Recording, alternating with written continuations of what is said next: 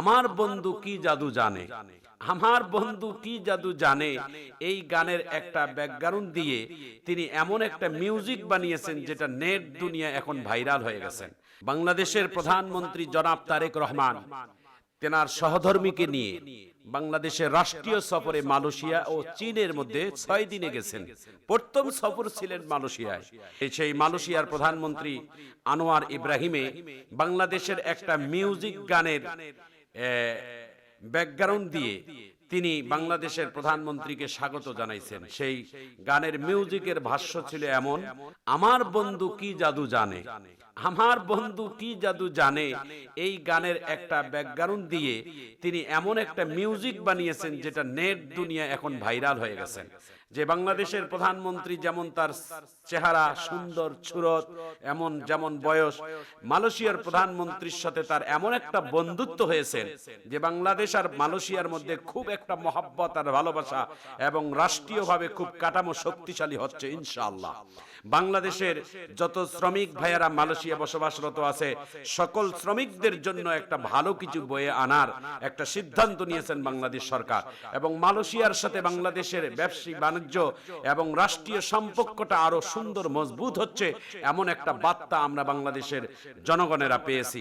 সম্মানিত মুআজ্জাজ হাজিরিন, আসলেই বাংলাদেশের প্রধানমন্ত্রী জনাব তারেক রহমান এটা আসলে প্রশংসনীয় একজন মানুষ। আমাদের দেশের একটা গর্বীয় একজন প্রধানমন্ত্রী আমরা পেয়েছি, যার মুখের হাসি, যার কথা, যার ব্যবহার, তার সবকিছুই সিদ্ধান্ত যেন বাংলাদেশের মানুষের মন কেড়ে নিয়েছেন।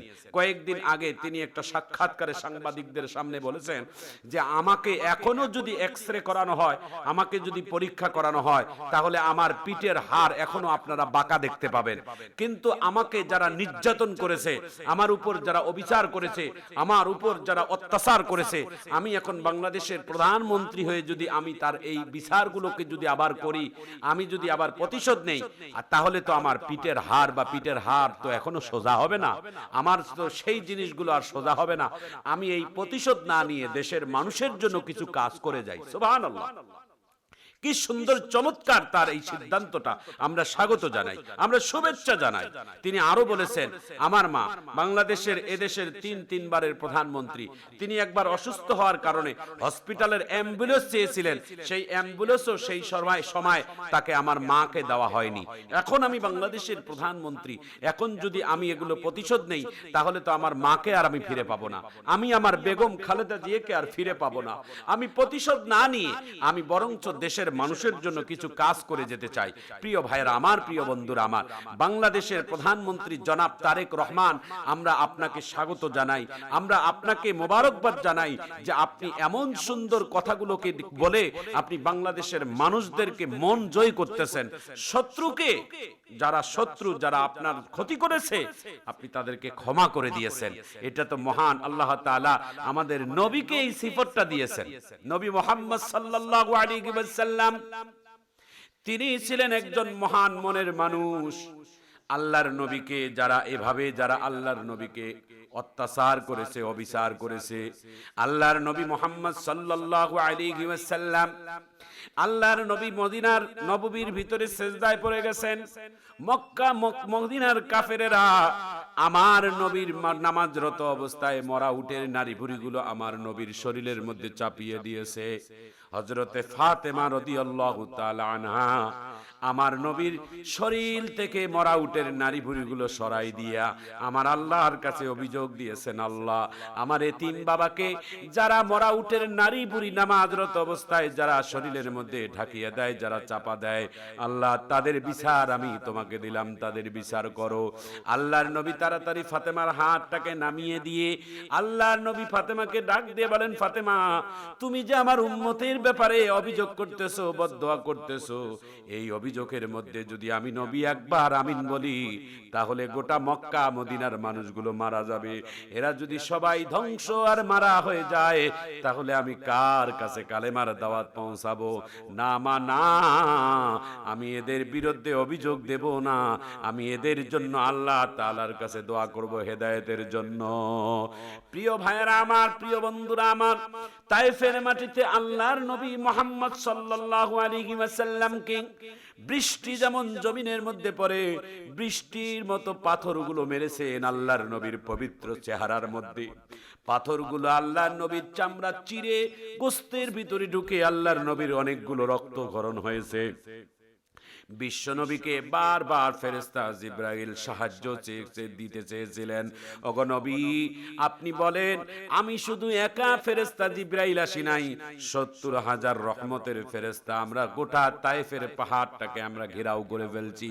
আপনি অনুমতি দিলে আমি জিবরাইল তায়েফের পাহাড়টাকে হাতের মধ্যে নিয়ে এভাবে উল্টা করে তাদেরকে পিষে ডলে মেরে ফেলবো।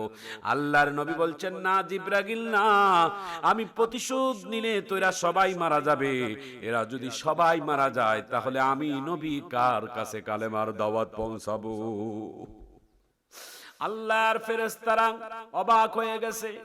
নবীজির শরীর থেকে যারা রক্ত ফেলায়, নবীজির শরীর থেকে যারা রক্ত ঝরায়, এই নবী তাদের প্রতিশোধ নিতে চায় না। ফেরেশতারা সেদিন কেঁদেছিলেন আল্লাহর কাছে। হাদিসে কুরসির ভিতরে পাওয়া যায় আসমান ও জমিনের সব থেকে ফেরেশতা 2 দিন বেশি কেঁদেছিলেন। একদিন হচ্ছেন জাতির পিতা ইব্রাহিম আলাইহিস সালাতু সালাম যেই দিন নিজের সন্তানের গলার মধ্যে ছুরি চালায় আল্লাহর নামে কুরবানি দেওয়ার জন্য, সেই দিন ফেরেশতারা সব থেকে বেশি কেঁদেছিলেন আল্লাহর কাছে।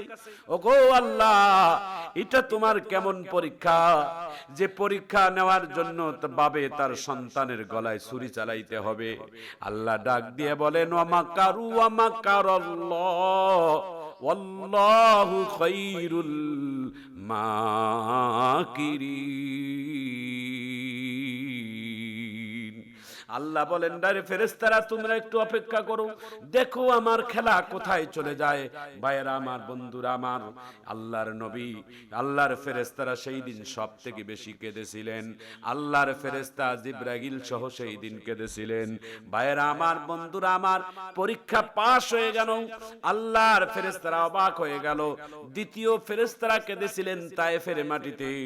নির্দোষ নিরপরাধ মহামানবটাকে যেই দিন কাফেরেরা লেলিয়ে দিল যুবকদেরকে আল্লাহর নবীকে পাথর মারার জন্য, নবীজিকে বেহুশ করে ফেলায় পাথর মারতে মারতে নবীদের জান বাহির হয়ে যায়।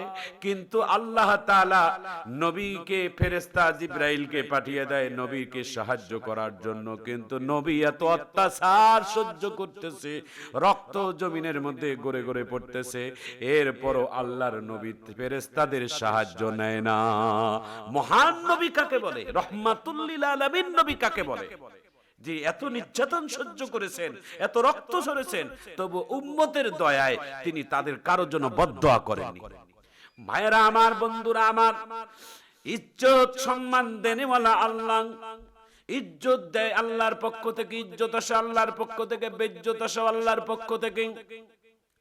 জনাব তারেক রহমান বাংলাদেশের প্রধানমন্ত্রী আপনাকে যেভাবে অত্যাচার করেছে, আপনার মাকে যেভাবে অত্যাচার করেছে, আপনার পরিবারটার উপর যেভাবে অত্যাচার করেছে, আমরা বাংলাদেশের মানুষ প্রথম ভেবেছিলাম হয়তো আপনি বাংলাদেশের শাসনে এসে বড় কঠিন হয়ে যাবেন, আপনি হয়তো মানুষগুলোকে মাটির ভিতর থেকে উঠিয়ে নিয়ে আনি প্রতিশোধ নেবেন। কিন্তু আপনি সেই দৃষ্টান্ত না দেখাইয়া আপনি ক্ষমার ঘোষণা দিয়েছেন। আপনার মায়ের উপর যারা বিচার করেছে তাদেরকে ক্ষমা করেছেন, আপনার উপর যারা বিচার করেছে আপনি তাদেরকে ক্ষমা করেছেন। এটা ধৈর্যের পরীক্ষা। মহান আল্লাহ তাআলা আপনাকে ছোট পুরস্কার করবে না, অবশ্যই ধৈর্যশীলদের জন্য মহান আল্লাহর পক্ষ থেকে বড় পুরস্কার অপেক্ষা করে। ইয়া আইয়ুহাল্লাযীনা আমানুস্তাঈনু বিস-সাবরি ওয়াস-সালাহ ইন্নাল্লাহা মা'আস-সাবিরিন।